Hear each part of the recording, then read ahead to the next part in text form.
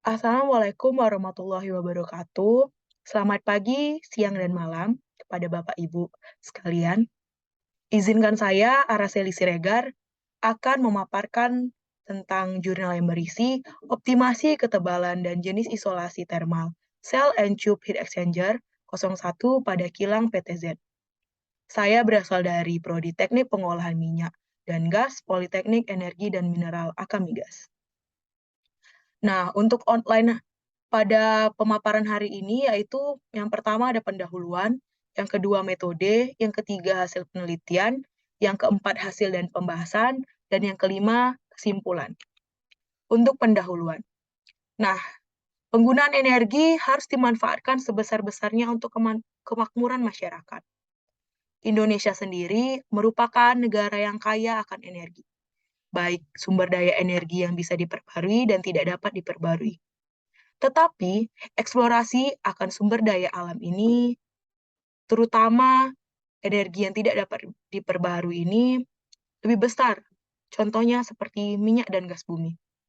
Nah, kondisi ini menyebabkan kelangkaan minyak mentah. Pada proses pengolahan minyak dan gas bumi, yaitu di kilang, memerlukan banyak energi untuk mengubahnya menjadi bahan bakar. Sehingga apabila banyak energi yang digunakan, maka semakin banyak pula biaya yang akan dihabiskan. Sehingga kita membutuhkan suatu alat yang dapat digunakan untuk meminimalkan energi ini.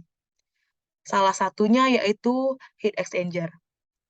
Heat exchanger ini di dalamnya terjadi proses pemanasan dan pendinginan fluida, di mana selain itu juga terjadi proses perpindahan panas ke lingkungan.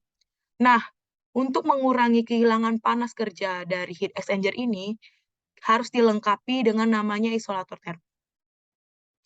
Pemilihan isolator termal yang tepat merupakan faktor yang sangat penting untuk mengurangi biaya kerja alat dan safety atau keamanan pekerja di lapangan.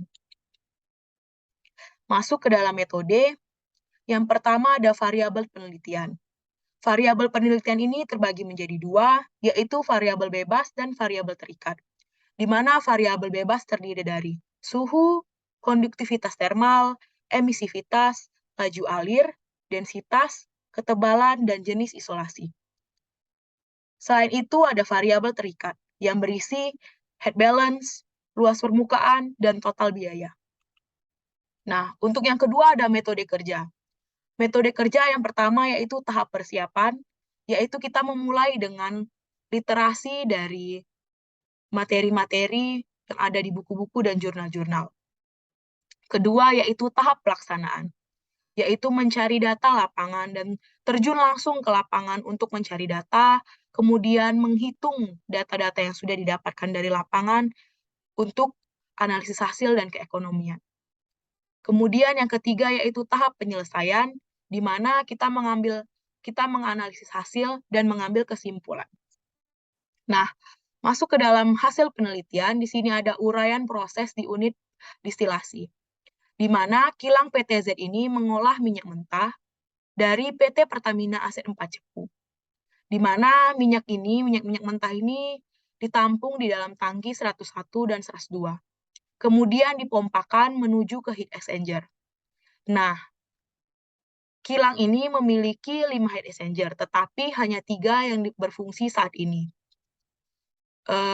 Heat exchanger ini berfungsi memanaskan crude oil sebelum masuk ke dalam furnace, agar beban dari furnace ini tidak terlalu berat. Di sini ada data spesifikasi, desain, dan data kondisi operasi untuk hasil penelitian, di mana bisa kita lihat untuk tabel data spesifikasi desain dan kondisi operasi HE01, dan tabel data material heat exchanger 01. Di mana di sini bisa kita lihat material selnya itu dari carbon steel, material insulation-nya itu dari rock wool, dan material cover-nya itu dari aluminium. Dan untuk thermal conductivity serta emisivitasnya kita mengambil dari data sumber engineering toolbox. Nah, di sini ada tabel kondisi operasi HE01 yang kita ambil selama 30 hari dan kita rata-ratakan. Masuk ke hasil dan pembahasan, di sini ada perhitungan heat balance tanpa isolasi untuk HE01. Di mana bisa kita lihat, di sini TS benar jika nilai heat balance terpenuhi atau mendekati sama. Nah, di sini ada perhitungan heat balance dengan isolasi dari kalsium silikat. Sini bisa kita lihat untuk tebal isolasi 3 inci, yang sama dengan awalnya dari heat exchanger ini yaitu rock wool 3 inci, TS-nya memenuhi dengan batas maksimal sebesar 140 derajat Fahrenheit.